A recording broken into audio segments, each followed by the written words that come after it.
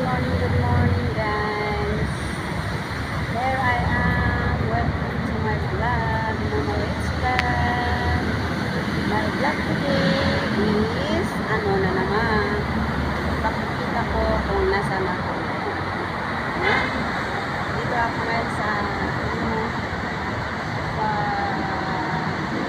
Passport Renewal Center. Andun, no? Diyan ako kanina. Nandyan, kalalabas ko lang guys.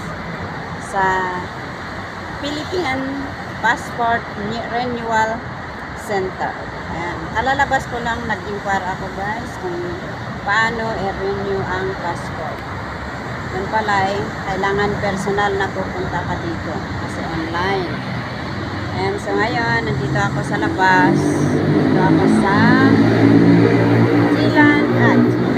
Jalan Medan Tuanco. Ayan o. Dito ako ngayon guys. Dito sa Jalan Medan Tuanco. Ayan o. Malapit din dito pala ang India. Magkalapit ang India passport and Philippine passport. Magkatabi lang.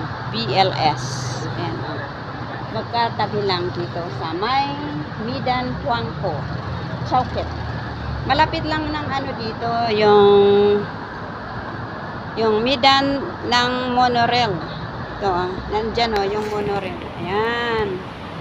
Tapos yung doon, yung Phil Tuanco. Yung mall doon. Malapit lang pala. Ayan. Hinanap ko kanina. Galing ako sa Mount Kiara. Kala ko magtatrabaho ako ngayon guys. Yun pala, interview lang pala. So, maaga ako ngayon dito. So, naisipan kong pumunta dito sa Philippine Passport Renewal Center. Yan o. Galing ako kanina doon, naghintay. So, tapos na. Nakapag-inquire na ako guys. So, dito na ako sa labas. So, may hinihintay ako. May naghihintay ako ng kaibigan. Punta kami sa Maiden. Ayan. So, ngayon, uupo muna dito guys. Ayan, relax muna dito sa ng mga building dito. Chowket. Dito sa Chowket. BLS. Doon ang BLS. Yan sa banda doon. BLS, Philippine Passport Renewal Center. Yan. Doon. Okay guys, dito ko tatapusin ang aking vlog sa oras na to. Maraming salamat. Bye! Love you all!